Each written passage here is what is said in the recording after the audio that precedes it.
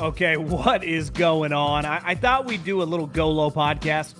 Obviously, Happy Gilmore 2 is shattering records on Netflix. I just saw. Did almost 50 million streams through the first 3 days it was up on Netflix. I watched it. I will give some thoughts, so you might have to skip ahead if you don't want any spoiler alerts. Not that, I mean, this movie's not winning an Oscar, so I don't know if you're going to miss much. I'll give some thoughts on the upcoming Wyndham, who I'm betting on. Obviously, Kirk Kitayama just won a couple days ago. This is the last event of the quote-unquote regular season before they head to the playoffs. It goes from 70 to 50 to 30 now, the Tour Championship, which is the ultimate PGA Tour just giving away money. Joaquin Niemann wins again on LIV, something that happened with Bubba Watson that I actually thought was pretty cool. And we will answer your questions at GoLowPod. At GoLowPod is the Instagram. We try to separate that from the football questions and just life questions. So if you got any golf-related question, whether it's on professional golf, whether it's on your own game, whether it's just things you're thinking, at GoLowPod is the easiest way to get involved because we try to separate the two Instagrams. So fire in those DMs. But I do want to start with the Happy Gilmore 2 review. Now, I watched this movie on Sunday night, which only probably a month ago, and we'd be watching Sunday Night Football. I'm sitting there at the dinner table. I think we had an early dinner. It was probably like 5:30. And I'm sitting there with my my pregnant wife, and she made a comment that almost made me fall out of my chair because I was telling her, hey, we got to watch Happy Gilmore. I'm going to talk about it on the podcast.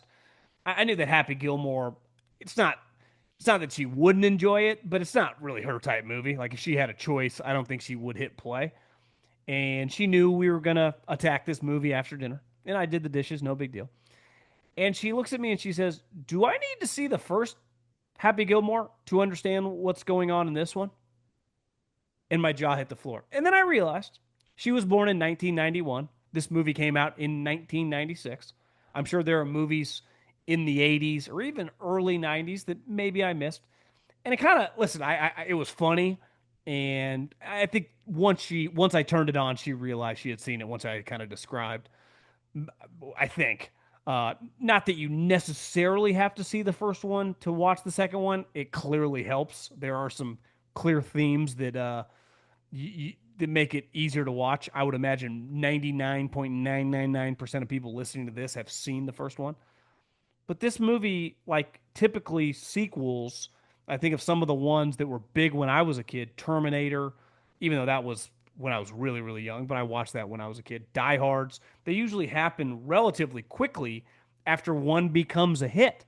And there was 30 years of separation between these two movies. So anyone that's watched Adam Sandler operate just through Netflix over the last decade, if you've just been really bored and clicked on one of his movies, my standard for this movie was not very high. I didn't go in with the expectations it's going to be like, some Oscar-winning all-time flick. I just wanted to be entertained, laugh a little, and hang out with the Sandman and see a bunch of these cameos and some of his homies that are in all of his movies. And that's exactly what I got. As the movie went on, clearly it was pretty stupid and pretty dumb. But I see some of these people tweeting or post on social media it's the dumbest movie of all time. I mean, you have not watched enough movies if you think that. I actually think like there were some bright spots of, if you follow the PGA Tour, Will Zalatoris, who is currently injured because his back is like Tony Romo and doesn't work, so he's just out right now. But before he got injured, he was could have easily won the Masters. I mean, he's been a major factor in majors. He's a really good player. And he is often made fun of for looking like an older version, or honestly, the player version of Happy Gilmore's caddy in the original. And him playing a role in this movie, I thought he was good, and he was pretty funny. Like, that was honestly a standout moment of, like, using Will Zalatoris. They deserve credit for doing that. Clearly, whenever they shot this, Scottie had already been arrested, and he made the joke about it in the movie, and I thought Scottie was pretty good. And then there are guys like Rory and Brooks, and even Bryson, they just aren't. I mean, it's just, you can tell they don't act for a living.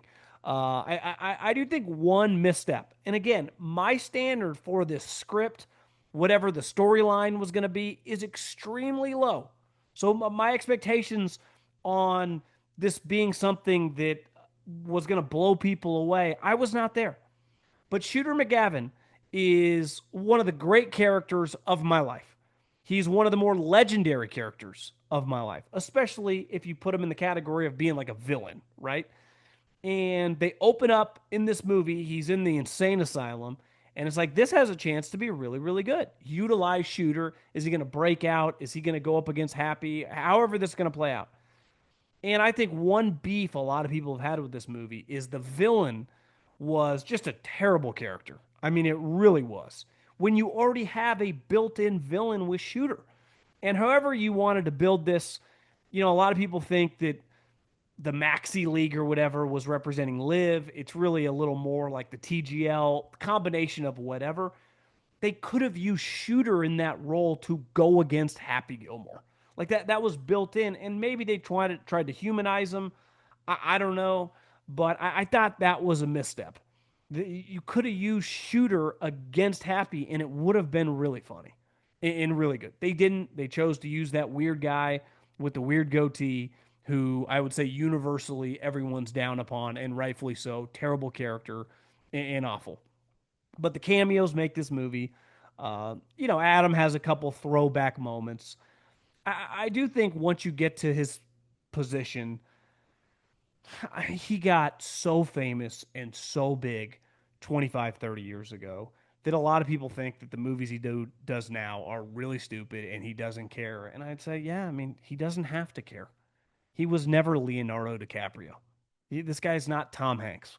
This guy is what you call, and I think it's a great representation sometimes of society. Sometimes you don't have to overthink it. People just want to laugh. And Adam Sandler, when he's involved and just gives half effort, can be kind of funny. And I just think for a guy that's close to 60, I'm glad they did this. But I see a lot of people being really down upon this movie.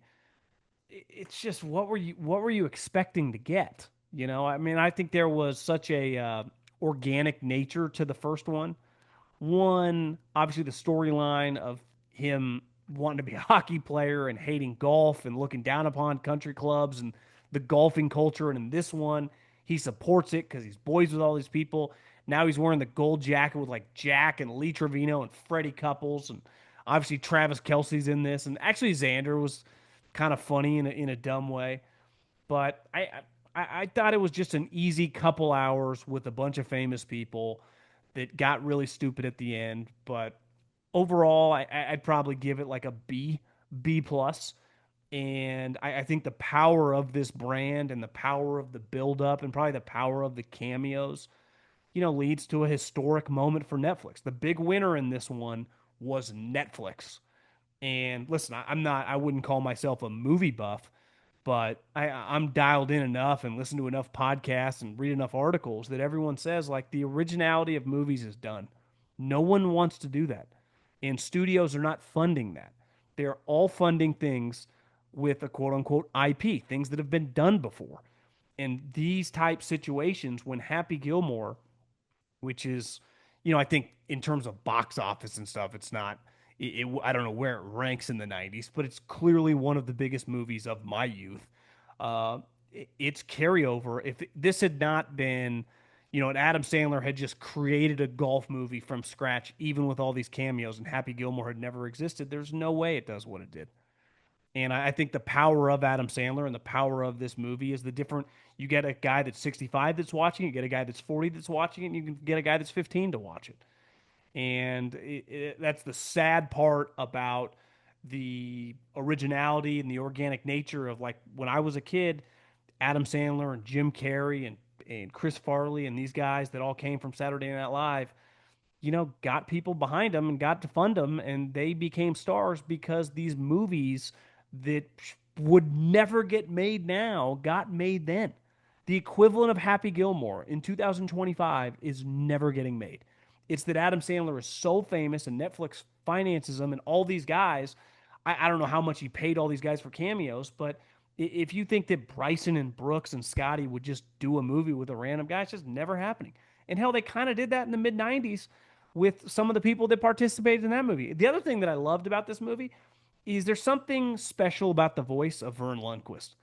I was telling Maria, who I've really got into college football, is like, I don't think you realize that chubby guy talking played a huge role in Happy Gilmore 1. One, he was a major part of the Masters for a long, long time. And his voice was synonymous with college football. And you hear Vern talk, you're like, I miss that. I really do. I miss that.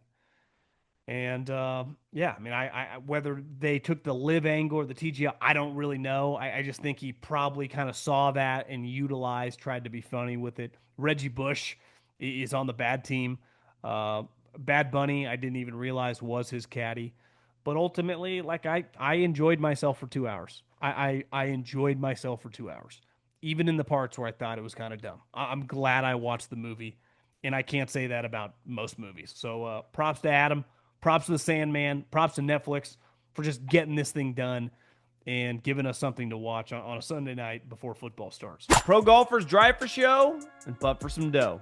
And the easiest way to make you some dough, betting on this week's tournament at DraftKings Sportsbook. From the opening round, Championship Sunday, DraftKings Sportsbook has you covered with live betting, player props, and so much more. If you've never bet on golfers before, it's easy. You can take them to win, you can take them to top 10, you can take them top 20. Some guys this week I like. We're making the push toward the FedEx playoffs. Ricky Fowler has been playing good golf. Hammer him to top 20. Max Homa, another guy who is trending, top 20. Matt Fitzpatrick, also playing really well. If you want to get a little more aggressive, top 10. Jake Knapp as well. Just had a good week at the 3M. Download the DraftKings Sportsbook app now and use the code JOHN. That's code JOHN for new customers to get $150 in bonus bets instantly when you bet just $5. Only on DraftKings. The crown is yours. Okay, let's talk some real golf now. And let's talk to you about this upcoming Wyndham Championship. Brought to you by Transfusion, 5-hour energy shots, a hole-in-one in every flavor sensation. Buy now on 5hourenergy.com. Here's the thing. Golf season's long, right? Unlike the NFL, which is 4 or 5 months, baseball's really long, but it's a set time. Obviously, basketball set time. Golf goes forever. It doesn't feel like they have an off season because unless you are a superstar player, I mean, even Max Homa was saying last week, I just want to win so I can go home to my pregnant wife. But if I don't win, I have to keep playing because I'm going to try to make the playoffs.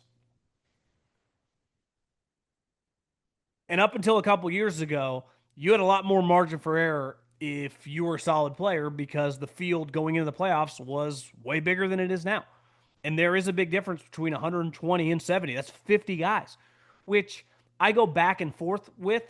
Overall, some of the signature events that have smaller fields in the no cut, I don't love, but I do understand that, like, as the game fractured, they try to get the money to their top guys. And typically the top guys, you know, it's easier for them to make the money if it's a smaller field, and the better guys are typically going to do well.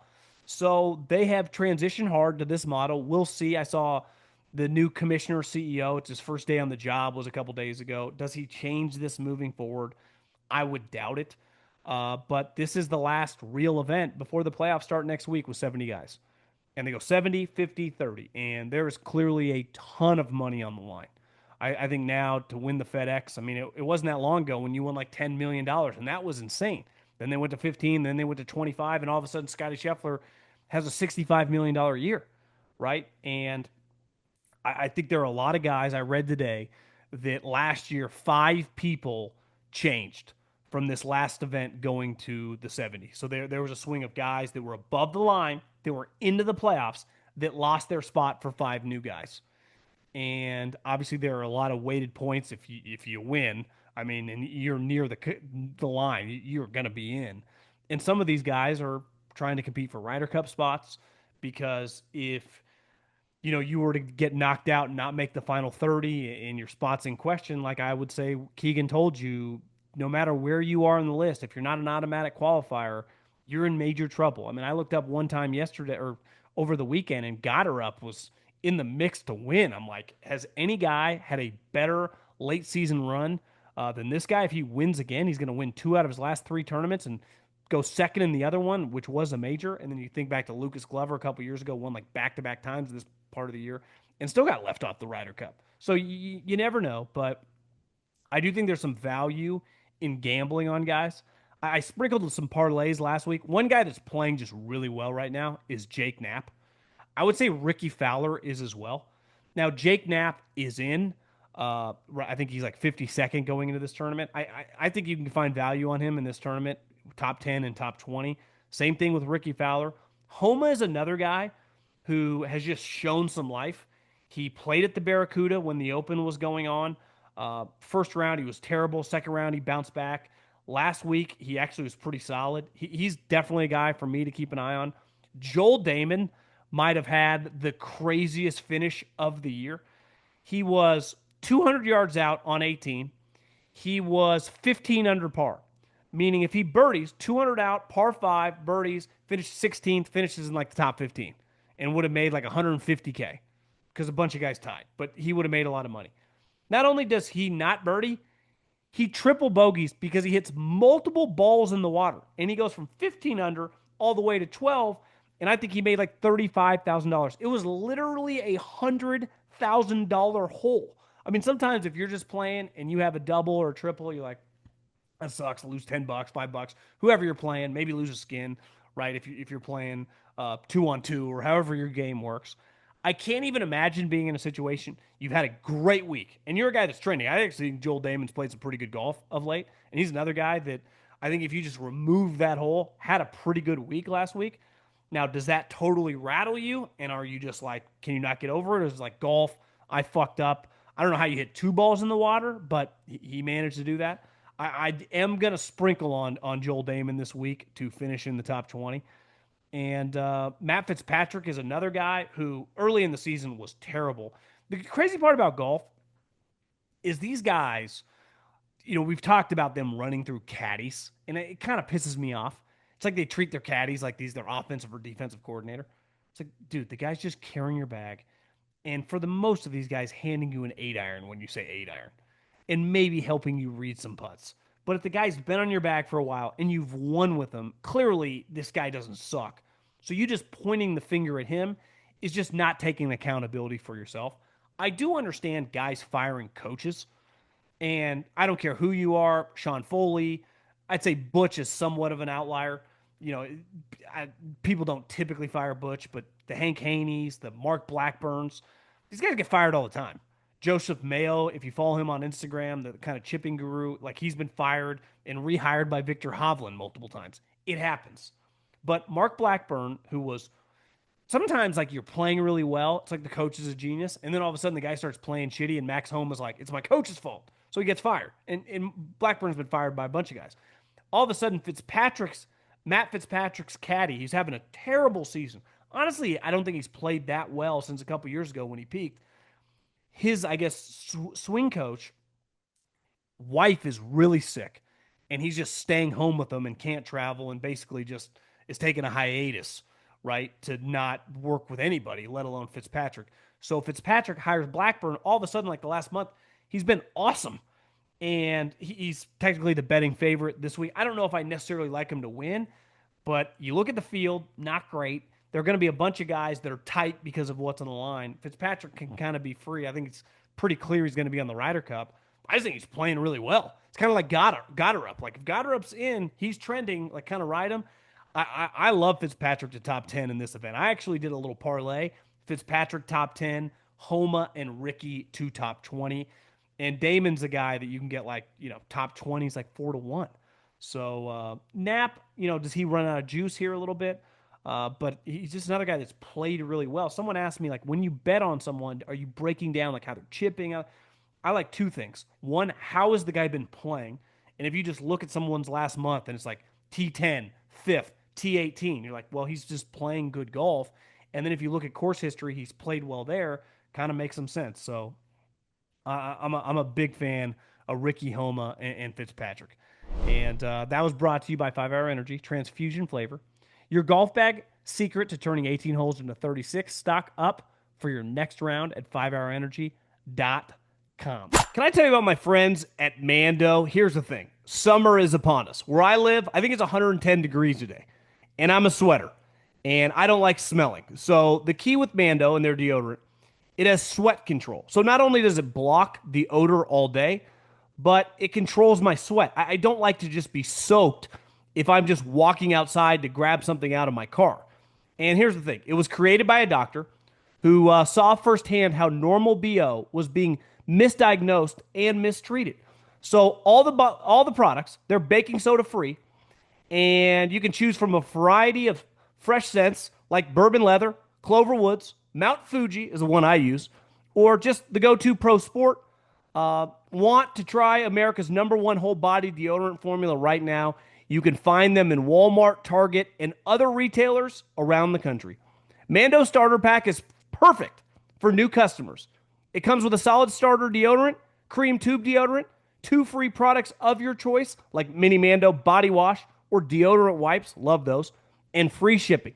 As a special offer for listeners, new customers get 20% off site-wide with our exclusive code. Use the code JOHN, that's JOHN, at shopmando.com. That's shopmando.com for 20% off site-wide plus free shipping. shopmando.com. Please support our show. Tell them we sent you. Mando's got you covered. Protect your pits, baby. Smell great doing it. Okay, how about the boys at LIV? You know, it's weird. Joaquin Niemann has dominated LIV. If you remember when LIV first started, 3 or 4 years ago or whatever, Dustin Johnson won several times. Like, he was by far their biggest get at the time, given his age, how he was playing. Like, Phil was the biggest name. But Phil, as we see, I mean, he's borderline retired, you know. Dustin, when he got him, still, I don't want to say in the peak of his powers, but still elite, and just started raking money, started dominating. And every single time they played, I was kind of gambling on him a little bit. He could win. And that, you know, Joaquin Niemann is a guy that won on the PGA Tour. He won at RIV. He's a really talented player, and he is dominating this year. Now, I do think overall, like from a financial standpoint, he made like $30 million so far this year. It has been a very lucrative year for Joaquin Niemann. I would say in the aggregate, him making the move to LIV financially changed the course of his life. He has made so much fucking money these last couple years, no chance he regrets it. But when people start anointing you as like one of the best players in the world, he's an elite guy, and you're like, listen, he's really talented, he's young. If he was on the PGA Tour, he probably would have won some over the last couple years. He's won big events before. He's a really good player. I do think his year's been a little underwhelming because it was all kind of judged on the majors. Like, I know when LIV plays, whether they're in London, whether they're in Chicago in a couple weeks, wherever they're playing, Joaquin Niemann might win. Honestly, pretty good chance. A couple years ago, like, Gooch got hot. Gooch was winning like every other event. It's like, okay, well, what are you going to do in the major? And these last 2 majors in the Open and the U.S. Open, he missed both cuts. So it's kind of this weird spot where you wanted to go, this is one of the young, bright players in the game of professional golf. That was the thing with DJ. Like, I'd seen DJ. He won the PGA Tour for a decade straight. He'd won multiple majors. He honestly probably should have won like 4 or 5. So we go to LIV. It's like, yeah, he's a dominant player. Now he's kind of in retirement mode. But I do think Joaquin Niemann, in a weird way, for a guy that's played really well when he plays these other guys, when he plays against Rahm, when he plays against, you know, Bryson, like, he's gone head-to-head with those guys and beat them.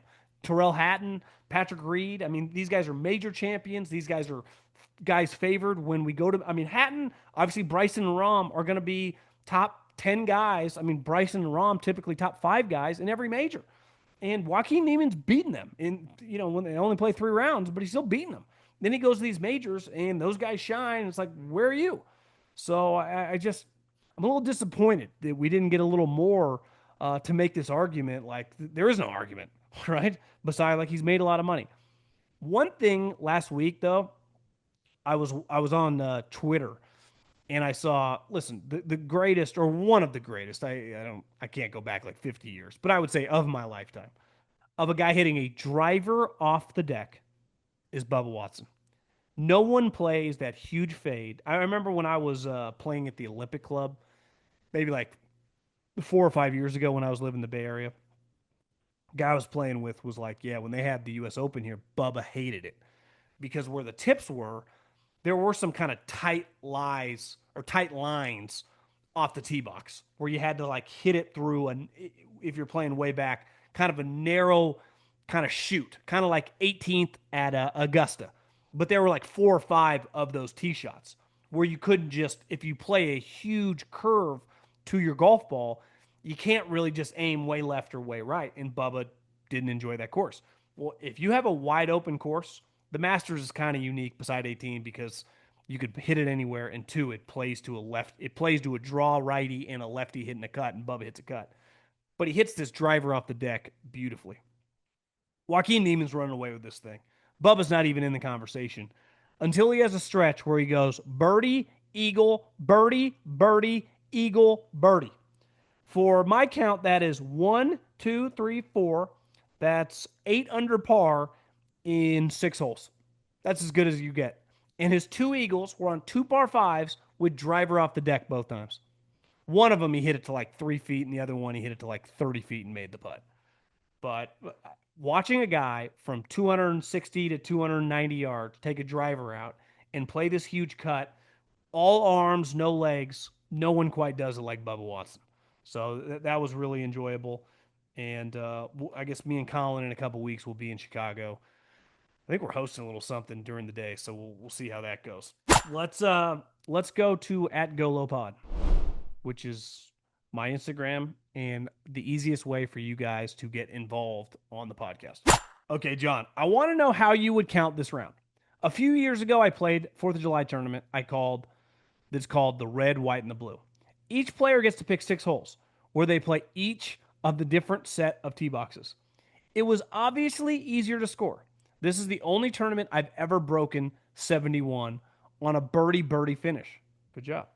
Anytime I brought it up to my dad, he genuinely believes it doesn't count at all. I get his perspective, but I feel it has to count for something because I was the net low round for the tournament while 8 players had better handicap.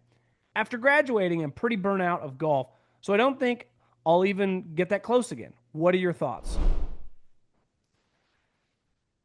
Well, I think it's one of those where you can tell people, like the one time I shot under par, best round of my life, I played 3 different tees.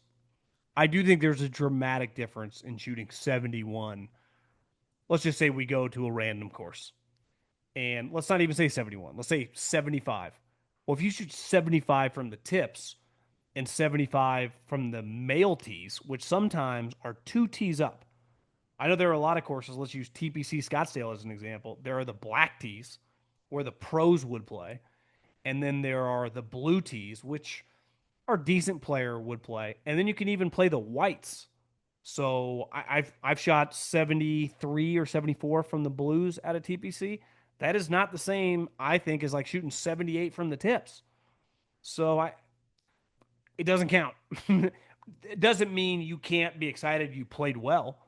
Because I've said before, you can play different courses. If I take you to ladies' tees, like for me, I hit the ball pretty far.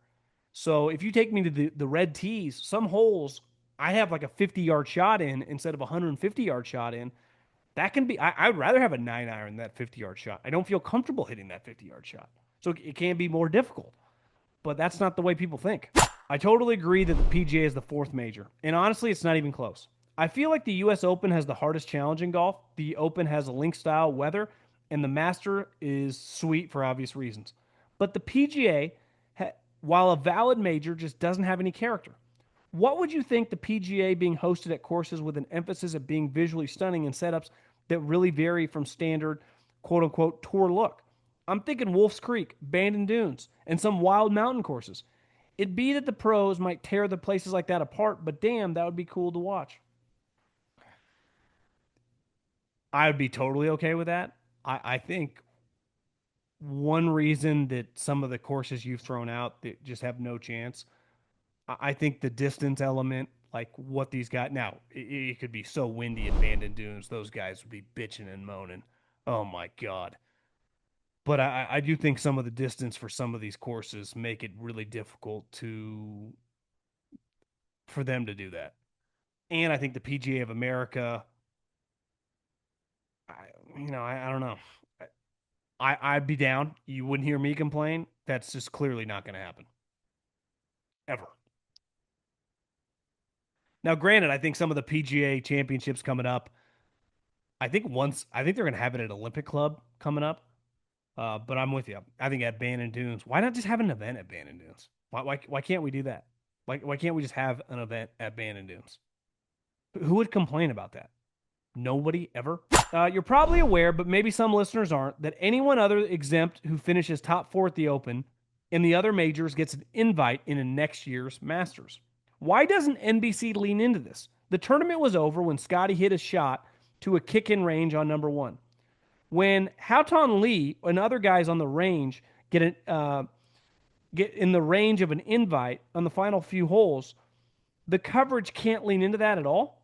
To me, it's a legit interesting story worth celebrating alongside a great champion in Scottie.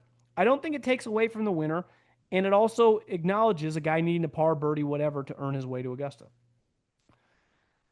I do wonder if it's because, like, let's use CBS or NBC, or I guess CBS has the Masters, but if NBC has the Open, they go, well, we don't have the Masters, so why even promote it? It's like, well, guys, it's the Masters. Who cares? Like, we're all watching it anyway. Anyone that's watching the NBC broadcast is going to watch the Masters. But I do wonder if that factors in. Uh, I've always thought the golf media loves saying that they needed like a cut cam on Friday. It's like, guys, most of these events, non-majors, are on Golf Channel and do like 3, 4, 500,000 people on a Friday afternoon. That a cut cam, it's one of those things that sounds good on Twitter. It's in reality, it's not, doesn't add that much, I think, to the entertainment product on television. Like, again, it sounds really cool, but in terms of how many people are watching, would it make that big a difference? I hear what you're saying, but they don't care. Do you think within the next 2 or 3 years, suspensions will be lifted for LIV players to play some PGA events? Would be sweet to see Ron, Bryson, and Phil at the Waste Management again. I do think Phil's retired. Like, whenever Phil and LIV end, I think he's done playing golf.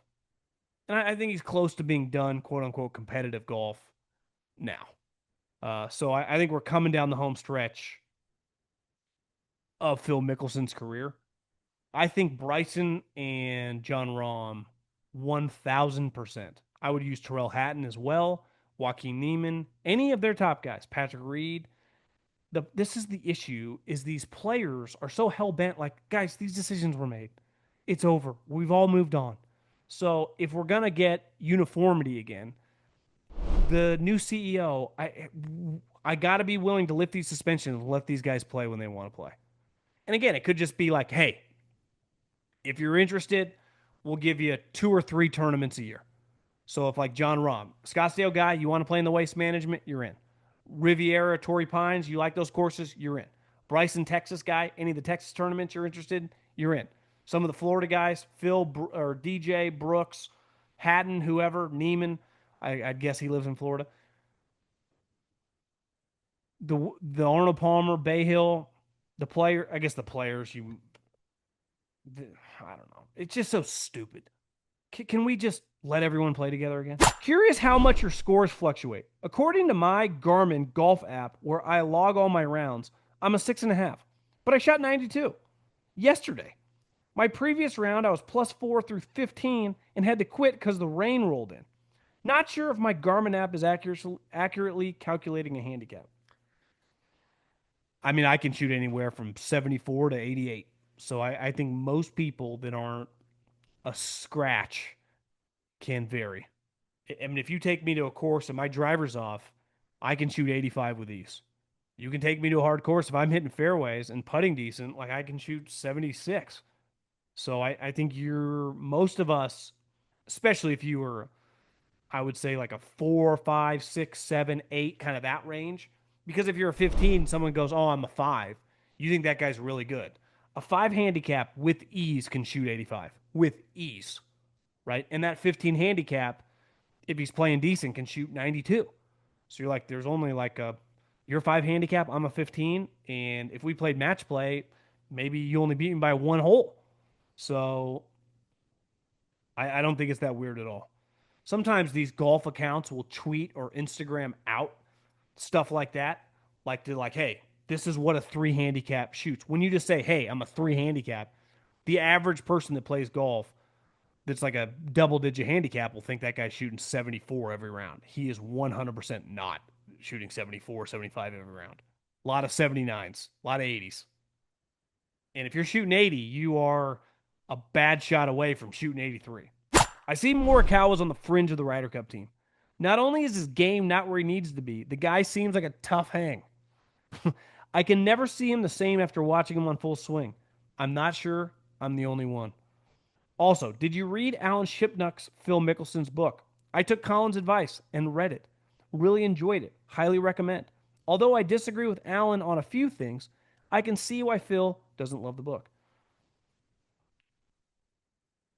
I have not read it yet, but and let's be real, I'm more of an audiobook guy.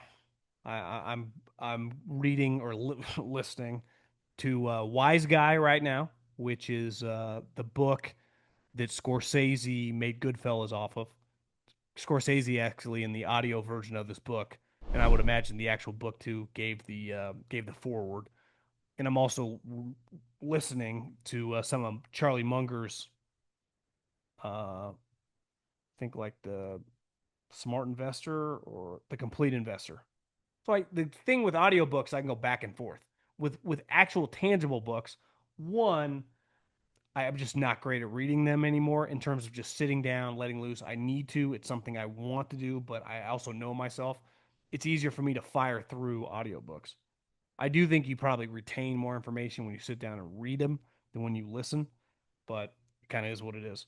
Just curious as to what your take is on golf expectations for new golfers. Was playing with my dad, my father-in-law, last week, and he's pretty solid, probably around a 10. He told me that I was a good golfer, but I tend to expect too much of my game, only being 5 or so years in. What do you think realistic expectations should be for a normal guy playing a couple times a week as he gets into the game?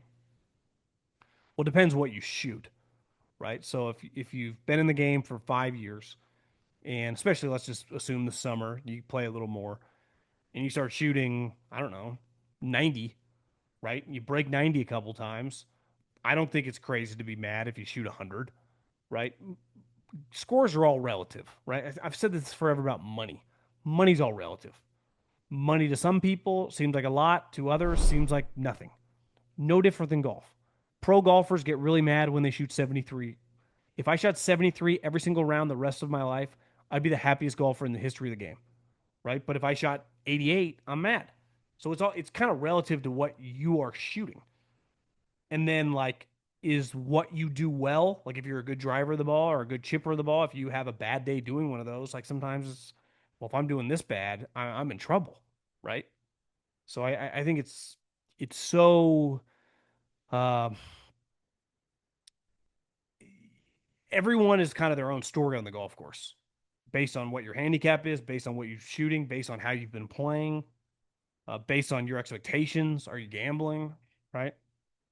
Because I think it's also like if you're betting someone, even if you play well and you lose, like you can be mad. I do think though there gets to a point, and I've had one moment in the last like 4 years where I kind of like slammed a club, made a huge kind of hole in the ground on a tee box, and the next hole's through my hat. I was like, I'm a fucking loser. What am I doing? I'm playing for $20. What in what world can I? Why am I getting so mad? One, when you get really mad at golf, it doesn't really help you out. And two, like it was kind of the Bumgarner thing. When you used to pop up a pitch, it's like, and then the guy threw his bat. It's like, bro, you expected to fucking hit a home run? Well, I expected to shove it right down, Broadway and strike your ass out. So you just act like a pro. Kind of act like you've been there before. Even the Bumgarner thought sometimes would get a little mad. Like guy pimped the home run. It's like Madison, the guy just hit a home run off you. Uh, just heard you talking about growing up in the Bay. Grew up in Davis, right down the street, probably 45-hour away, depending on where you're going. My son just qualified for the U.S. Amateur. Good player. Have you played Olympic? That I have. Played it a bunch. First golf tournament I ever went to, 1998, the U.S. Open with my father, his buddy Jerry, and my buddy Travis. I remember watching John Daly hit off the first hole, put a cigarette on the ground. That was sweet. That was 18th hole. I remember Payne Stewart hit like three putts right back to himself. The last time I played a couple years ago with a buddy, I played in the member guest there. They have ripped up the course and changed it, so I have not played whatever this new version is. I know that a lot of members had complained. The course was really hard. and the bunkers were outrageously hard. So if you weren't really good, and even really good players, I think didn't love that course because it wasn't always that fun to play if you were a little off. But I do think it's sweet. Enjoy it. I mean, it's one of it's got to be that in Pebble Beach the most historic course out west. I mean, there's pictures in the clubhouse of like I think Bobby Jones in like the 1920s hitting out of this crazy rough. Obviously, they've hosted U.S. Opens there for decades. It's historically one of the harder U.S. Open venues, not named Oakmont. I mean, they've had years where I think even or plus one won it, maybe minus one won it. Back when Webb Simpson in 2012, maybe? Jim Furyk pumped it to the left on hole 16, I think it was. Yeah, it was 2012. Webb Simpson shot plus one, and he won by one stroke. So if your major's plus one, now the game's a lot different now. Guys hit it way farther. So I don't know if plus one would do it there now, but I started golfing about a year ago and was gifted a set of hand-me-downs from my boss and have been using them ever since. I supplemented the set with a driver, woods, and putter that I'm happy with. I like the wedges, but the irons are a set of Mizuno blades. They are in decent shape, but they're not very forgiving. No, they're not. As I improve the sport, is it worth investing in different, more forgiving irons? Or should I stick with the blades because as I get better, I'm going to want to feel more? Or should I just upgrade them as they wear out and buy something that better fits my playing style? I would say in 2025, there couldn't be a more difficult path to trying to improve at the sport than playing a set of Mizuno blades to start off your golfing career. Golf is frustrating even if you have equipment that fits you and is forgiving. It is extremely difficult if the day and age of people playing blades in general is kind of over. Even when you look at a lot of the pros, they might have a pitching wedge, a 9 iron, and an 8 iron in the quote unquote blade, but 7, 6, 5 usually are more the quote unquote cavity back or a thicker backed iron. So you are making the game extremely difficult. It's already hard enough. I would look into even if it's just a pair of used clubs that don't even necessarily like are fit, like are actually set to your quote unquote fitting. That's way too hard. I would not do that. That does not sound fun at all. I've been playing golf for 40 years old for 30 plus years. You couldn't pay me just to recreationally play with blades right now. It sounds miserable. It doesn't sound fun. It's too hard. The game is way too difficult to do it that way. Okay, a couple more. Watching Scottie's historic run, it has been sweet, but got me thinking. What's the difference between guys like Spieth, Brooks, that go on heaters versus career greatness like Tiger and Phil that are able to sustain winning and success for a decade versus a year or two? Pure talent, mental game, dedication, craft. Let's use Jordan as an example. I would imagine if you did like a deep dive on Spieth, his work ethic, love and passion for the sport, competitiveness, like he checks all those boxes, right? His drive to try to win, his ability to play in the bright lights. As I was told a long time ago by someone that got a golf lesson from Butch Harmon, and they asked Butch, "What do you think of Jordan?" And this is, I think, like 2017. So kind of toward the end of his couple year crazy heater. And Butch said, "Listen, if he ever stops putting like the greatest putter of all time, he'll come back to the pack because he is on one of the craziest putting heaters in the history of the sport. He doesn't hit it that long relative to some of the guys, and he's not a straight driver of the golf ball. Now, actually, in 2025 and recently, he's a much straighter driver off the tee, but so is everybody. That's the equipment. His irons aren't as good. I just think one, and Jordan's talked about this, your body changes. So as your body changes, your swing changes. I mean, Tiger made 4 swing changes. I heard someone say this once about Phil. If you look at his swing over the last 20 years, it's kind of the same. Phil is actually really flexible And when you look at Phil's movement, like it's pretty long. His swing speed is it looks kind of mirrors what it's been since he started winning majors. Even now at 55, it doesn't look that much different. Where Jordan, like, is always got weird shit going on. Kepka injured. I think sometimes guys just maybe get a little older and don't work quite as hard. Like DJ's an example. Your body betrays you. Kepka, his knees get kind of fucked up. Golf's hard. I mean, it's just you could be a 10 handicap, you can be a 2 handicap. You can go on stretches where you're playing really well and all of a sudden something just changes and you like don't really know what to do. And I think the difference of a pro golfer and one of us is then if you're a pro golfer, you start overanalyzing it and you even make yourself worse.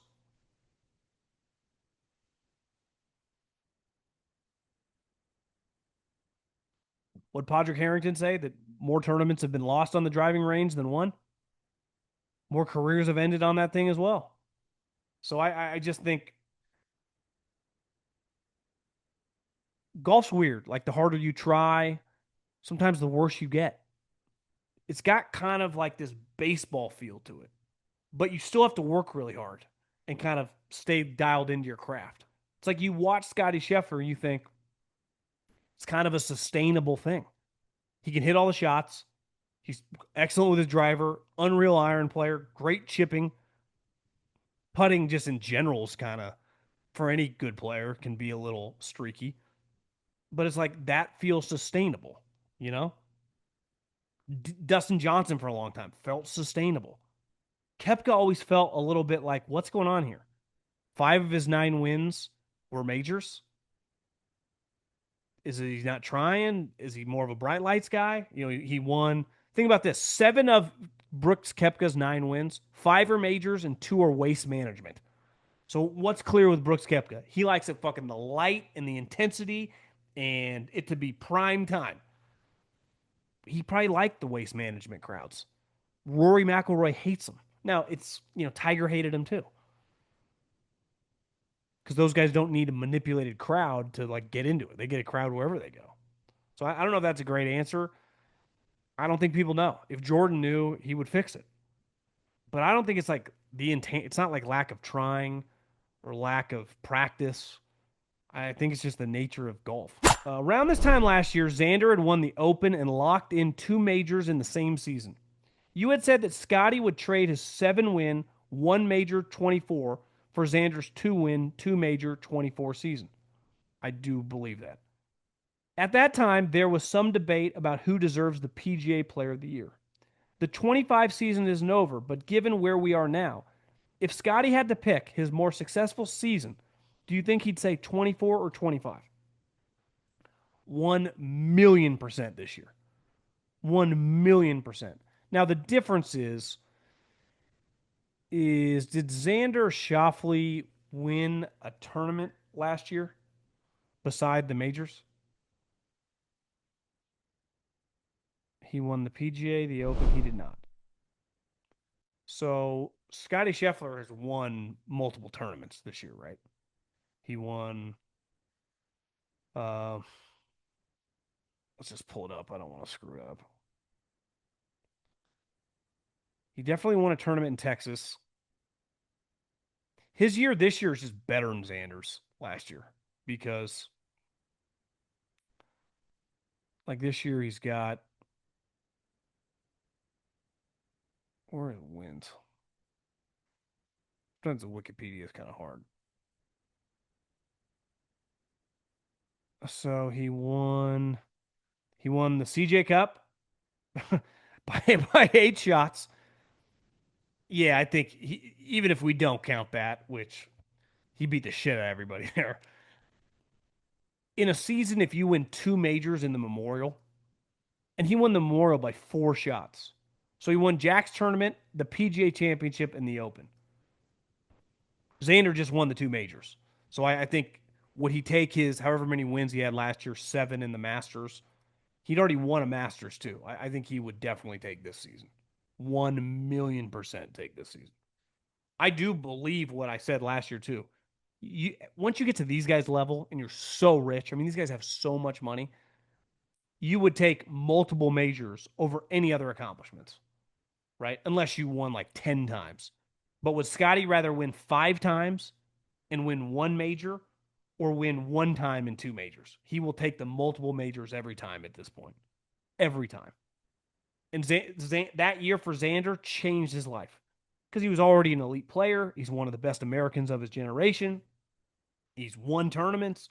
He's a Ryder Cupper. He's great in majors. But it was like, is this guy ever going to win a big one? And then he's won 2. You can never say shit about it. If I do think Xander will win another one. Honestly, he's battling back from the injury this year. He hasn't been that bad in majors. I think he top 10 in 2.